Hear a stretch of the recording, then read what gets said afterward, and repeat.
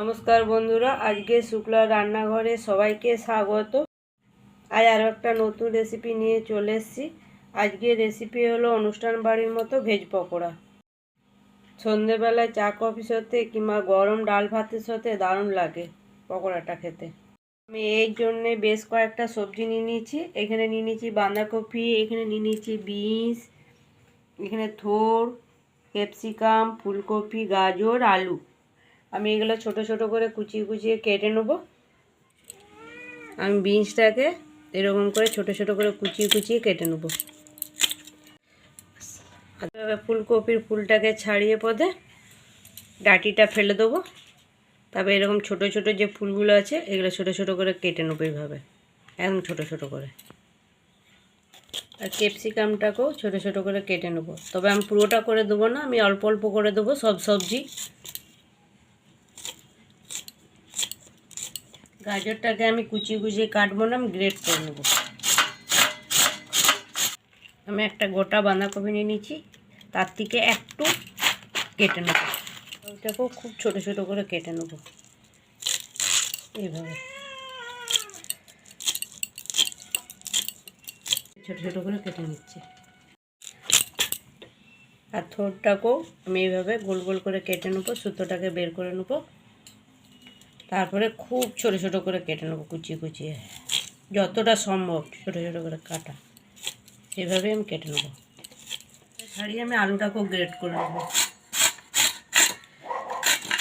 Great করে নিলে কী হবে, ভালো করে সিদ্ধ হয়ে যাবে সবজিগুলো, কাটাতে একটু বড় হয়ে যেতে পারে। আমি একটা বাটির মধ্যে সব সবজিগুলো নিয়ে নেব। এখানে দিয়ে দিচ্ছি বাঁধাকপি, আর থোড়টাকে কুচিয়ে নিয়েছি, থোড়টা দিয়ে দিচ্ছি। ক্যাপসিকাম, পেঁয়াজ কুচোনো, বিনস কুচোনো, আর ফুলকপি কুচোনো, আর গাজর কুচোনো দিচ্ছি। আলু ধনেপাতা আমি একসাথেই কুচিয়ে নিয়েছি।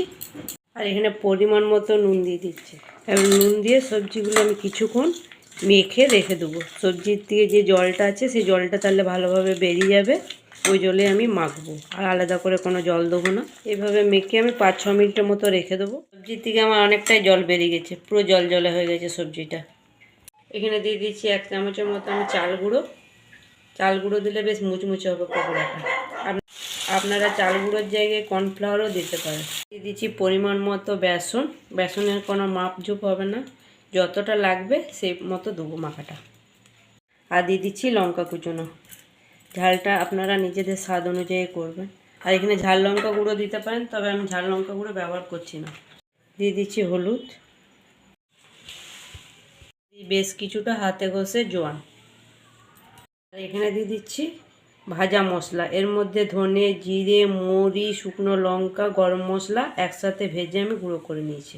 দিয়ে দিচ্ছি কসুরি মেথি। ভালো করে আমি মেখে নেবো, আমি কোনো জল দিচ্ছি না। আমার মাখাটা একটু সবজি সবজি হয়েছে, আর একটু বেসন দিতে হবে।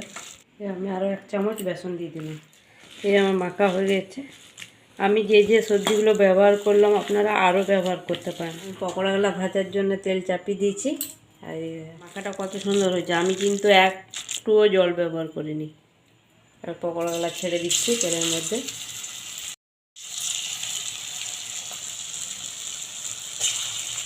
পাল্টে পকোড়াগুলোকে ভালো করে ভেজে নেব। আমি লো টু মিডিয়ামে করে ভেজে নেব পকোড়াগুলো। আর গ্যাসটাকে বাড়িয়ে ভাজলে সবজিগুলো সিদ্ধ হবে না, উপরটাই লাল লাল হয়ে যাবে, আর ভেতর থেকে সিদ্ধও হবে না, ভাজাও যাবে না ভালো করে। এইভাবে সময় ধরে ধরে ভাজতে হবে। এই আমার উল্টে পাল্টে লাল লাল করে ভাজা হয়ে গেছে। এবার পকোড়াগুলো আমি তুলে নিচ্ছি, আর বাকিগুলো এইভাবে আমি সব ভেজে নেব।